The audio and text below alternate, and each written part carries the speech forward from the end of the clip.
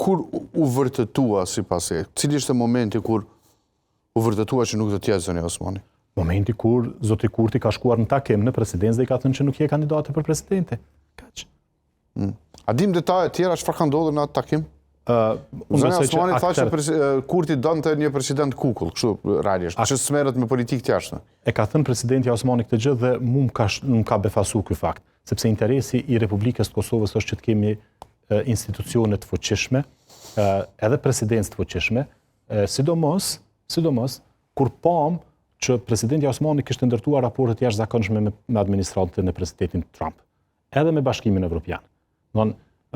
Atë ditë kur u larguan masat nga Bashkimi Evropian, kur u votua largimi i masave, kush ishte në Bruksel në takim me liderët e Bashkimit Evropian? Ishte presidenti Osmani. Nuk ishte ministrja e jashtme, as kryeministri, por ishte presidentja e Republikës, sepse ata e kishin ftuar, se nuk mundesh me ja imponu Bashkimit Evropian kënë e ftojnë ata. Ata e kishin ftuar presidenten Osmani që të jetë prezente dhe t'i bind antarët e Këshillit të Bashkimit Evropian që t'i largojnë masat për Kosovën. Dhe ajo ndodhi.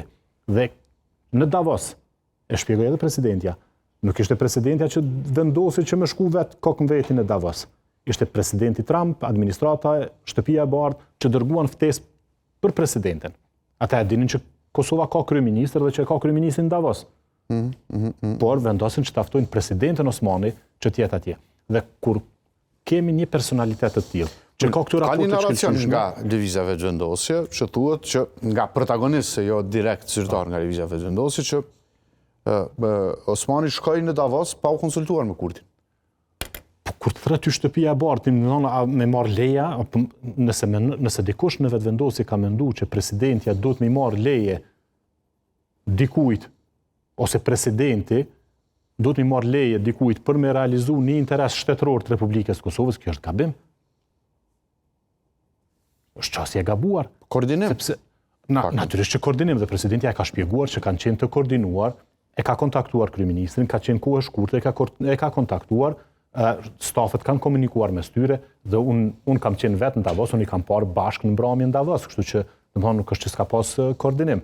Në mbrëmje, në takimin e Mërgatës, dhe aty kanë qenë prezent me mira mërgjimtarë tonë nga Zvicra dhe nga troje tjera, kanë qenë një ndaje për bashku kryeministri dhe presidentja kanë qenë bashkë në House of Kosova në Davos.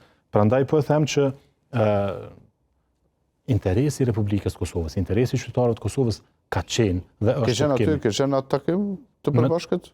Ka qenë takim ku kanë qenë 500 qytetarë. Kanë komunikuar Kurti me Osmanin aty? Kanë komunikuar.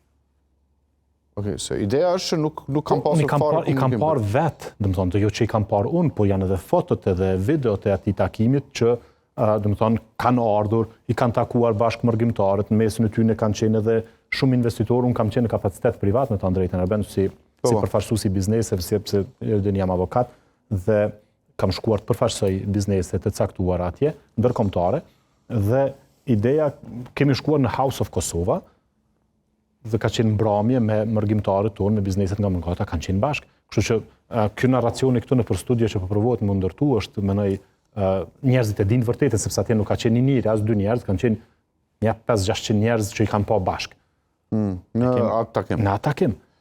Ka pasur komunikim mes të dy. Po, absolutisht.